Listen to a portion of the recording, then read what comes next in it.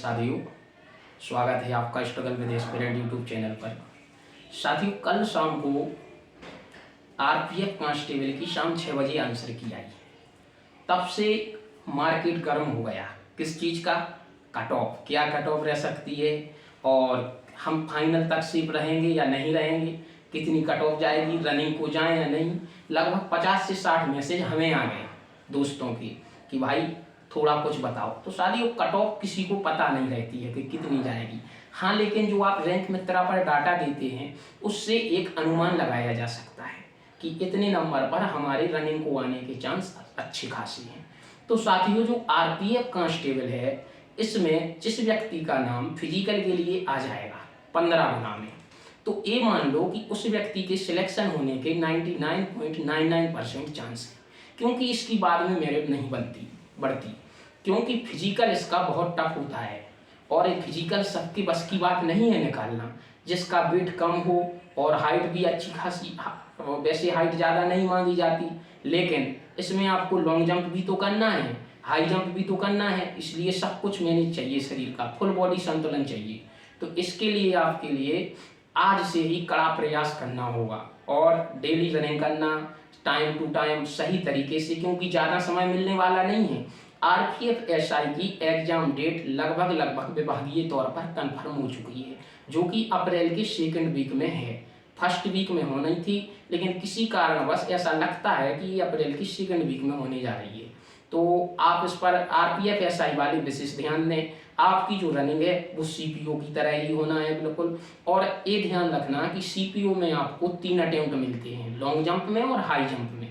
यहाँ पर आपको केवल 2 अटेम्प्ट मिलने वाले हैं।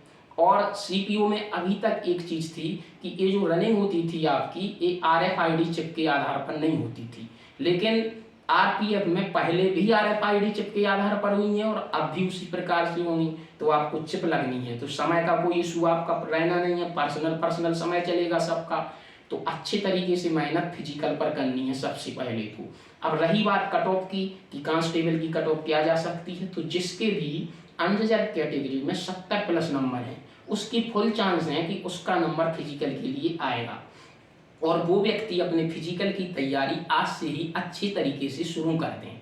1% अगर आपका नंबर नहीं भी आएगा और अगर आपका फिजिकल तैयार हो गया तो आगे सीपीओ भी है। इसके अलावा और भी एग्जाम्स होते हैं जिनमें रनिंग चाहिए होती है, इसलिए अच्छी तरीके से तैयारी करना है।